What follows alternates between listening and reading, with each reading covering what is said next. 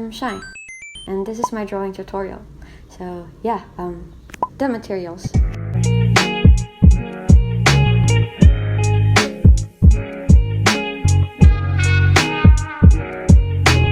So right here I'll be showing you the reference that I chose, which is this mug and the apple. So basically, just like in any other activities, it is important to stretch. And stretching and drawing is sketching. So sketching for about 5 minutes is already enough to loosen your hands a bit and practice your muscles in order to smoothen your line work in the actual drawing.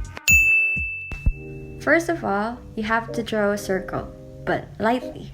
This will serve as your guide to help you see the object's general shape.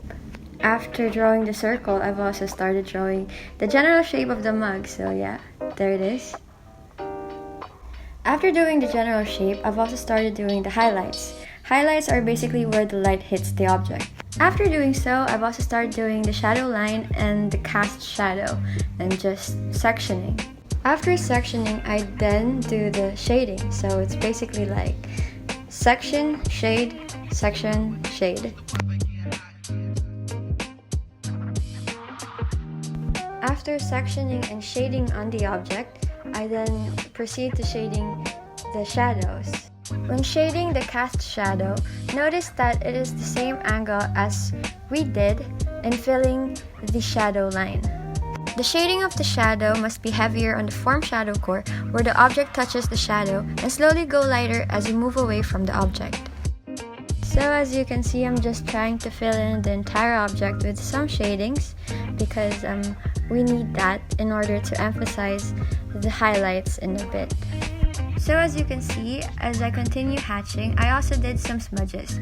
I like to do some smudges because it smoothens out the fading effect of the shadow towards where light is present. After smudging, I add another layer of hatches in order to give more depth and form to the object. After doing so, I then add some details and highlights by erasing the light shaded part from earlier. So what I'm doing now is that I darken some curves a bit so that it gives the illusion that it's in front of the mug. After finishing the first object, I then apply all the things that I've done and all the techniques I've done in the second object. So basically, after doing the general shape, we then draw the highlights of the object, so we'll know where the lightest parts are. After that, we then fill in the object. As we do this, we section and shade the parts that needs to be darkened out for the shadows. So yeah, there you go guys. So basically, these are one of the many things that I've learned from our drawing class. This definitely helped me improve on my weaknesses in drawing before, such as shading, shadowing, lighting, and highlights.